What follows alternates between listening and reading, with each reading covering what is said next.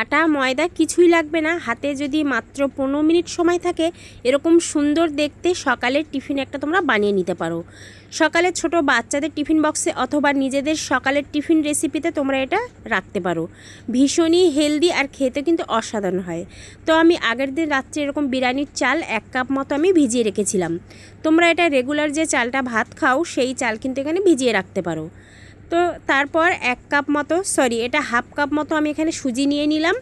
তারপর ওই half cup মতো আমি এখানে টক দই নিয়ে নিচ্ছি। এখানে হাফ কাপের একটু কম আছে আমার টক দই। তো এবার একত্রে বেশ ভালো করে মিশিয়ে নিচ্ছি। তারপর যতটা পরিমাণ সুজি আর টক দই ঠিক ততটা পরিমাণ পানি আমি এখানে নিয়ে ভিজিয়ে রাখবো। বেশ একটু নাড়াচাড়া করে একটু মিশিয়ে নিয়ে রেখে দিচ্ছি। তারপর আরও একটা পাত্রে আমি এখানে একটু হাফ কাপ মতো চিঁড়ে নিয়ে নিচ্ছি। চিঁড়েটাও আমি ওরকম একটু বেশ পানি দিয়ে ভিজিয়ে রেখে দেবো একটু নরম হয়ে যাওয়া পর্যন্ত। আর তার আগে বলে রাখি, তোমরা আমার ইউটিউব চ্যানেলে যদি নতুন বন্ধু হয়ে থাকো প্লিজ চ্যানেলটা সাবস্ক্রাইব করে রাখবে, আর ফেসবুক পেজ থেকে দেখলে পেজটাকে ফলো করে পাশে থাকবে। এরকম নিত্য নতুন সুন্দর সুন্দর রেসিপি আমি আপলোড করে থাকি, যা তোমরা ঘরোয়া জিনিস দিয়ে বা কম সময়ে কম উপকরণ দিয়ে তোমরা তৈরি করে নিতে পারবে। তো আমি ভেজানো চালটা একটু সামান্য পানি দিয়ে স্মুথ একটা ব্যাটার করে নিয়েছি, মানে মিক্সিতে একটু ঘুরিয়ে নিয়েছি। এইবার যে চিঁড়েটা আমরা ভিজিয়ে রেখেছিলাম সেই চিঁড়েটা এখানে দিয়ে দিচ্ছি, আর দিয়ে দিচ্ছি সুজি আর টক দই দিয়ে যে মিশ্রণটা রেখেছিলাম সেটা। এবার একসঙ্গে একদম খুব সুন্দর পেস্ট করে নিয়েছি। আর যেহেতু আমের সিজন এখন প্রচুর চারিদিকে মাছি, তো এবার ভালো দুই রকম মিশ্রণে আমি একসঙ্গে খুব সুন্দর করে মিশিয়ে নিলাম। আর এটা না বেশি পানি দেওয়া যাবে না, খুব বেশি পাতলা হবে না।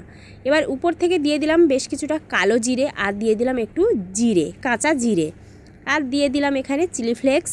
তোমরা এখানে কাঁচা ঝালের কুচিটাও ব্যবহার করতে পারো। আর দিয়েছি গ্রেট করে রাখা গাজর কুচি, আর দিয়ে দিচ্ছি পেঁয়াজ কুচি। তোমরা এখানে তোমাদের পছন্দ মতো সবজি অ্যাড করতে পারো, যেগুলো খুব তাড়াতাড়ি সিদ্ধ হয়ে যায়। আর দিয়ে দিলাম স্বাদ মতো নুন। এবারে মিশ্রণটা খুব ভালো করে একটু মিশিয়ে নেব। এটা যেমন হেলদি আর তেমনই খেতে ভীষণই সুস্বাদু। ছোট বাচ্চাদের পক্ষে ভীষণই ভালো হবে, যেহেতু তারা সবজি খেতে চায় না। তো তারপর দিয়ে দিলাম 1 চামচ মতো বেকিং সোডা দিয়ে ভালো করে একটু মিশিয়ে নেব। আর বেকিং সোডা দিয়ে কিন্তু অনেকক্ষণ এটা রাখা যাবে না, সঙ্গে সঙ্গে এটা তৈরি করে নিতে হবে। তো আমি একটা ফ্রাই প্যান নিয়ে নিয়েছি, এবার হালকা একটু তেল ব্রাশ করে নিচ্ছি। এটা তোমরা যত কম তেলে তৈরি করবে ততই ভালো।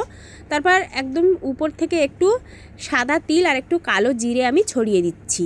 আর গ্যাসটা একদম লো আঁচ রেখেছি। আর এরকম ডাবুর সাহায্যে এরকম 2 চামচ আমি দিয়ে দিলাম। তারপর আলতো করে একটু ওই ডাবুর পিছন থেকে একটু ঘুরিয়ে দিচ্ছি। দেখতেই পাচ্ছ। এবার আমি ঢাকনা দিয়ে ঢেকে রাখবো উপরটা যতক্ষণ না ড্রাই হয়ে যায়। আমি ওই 2 মিনিট মতো ঢাকা দিয়ে রেখেছিলাম। তারপর 2 মিনিট পর তোমাদেরকে দেখাচ্ছি। দেখতেই পাচ্ছ অনেকটা অসংখ্য ছিদ্রযুক্ত হয়েছে আর একদম উপরটা শুকিয়ে গেছে। এই পর্যায়ে আমি একটু চারিদিকটা তেল লাগিয়ে নিচ্ছি।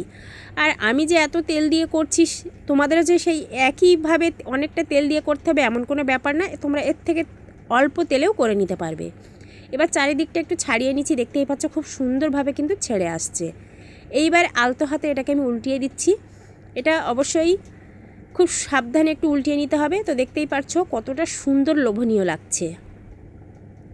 একদম কম সময় আর ঝামেলাও কম, আর বাড়িতে থাকা উপকরণ দিয়ে কিন্তু ঝটপট বানানো যায়। তো আমি একে একে সমস্তটা বানিয়ে নিয়েছি। এবার এইটা শুধু তো খাওয়া যাবে না, তো একটু চাটনি আমি তোমাদের তৈরি করে দেখাবো। তার জন্য আমি কাঁচা বাদাম একদম হালকা আঁচে একটু ভেজে নিচ্ছি। কোনো তেল দেওয়ার দরকার নেই, একদম শুকনো খোলা একটু ভেজে নেব। তারপর বাদামটা উঠিয়ে নিয়েছি, আর তারপর দিয়ে দিলাম সাদা তিল।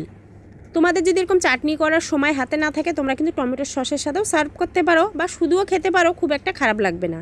তারপর বাদামগুলো একটু খোসা ছাড়িয়ে নিয়ে একটা মিক্সিতে নিয়ে নিয়েছি, সাদা তিলটাও মিক্সিতে নিয়ে নিলাম।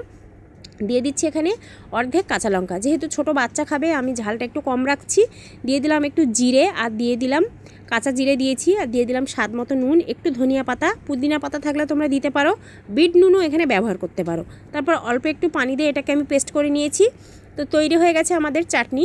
এবার আমি সার্ভ করে দিচ্ছি। শুধু জাস্ট তোমরা দেখো, আমি আর কিছু বলতে চাই না, যে কতটা সুন্দর হয়েছে।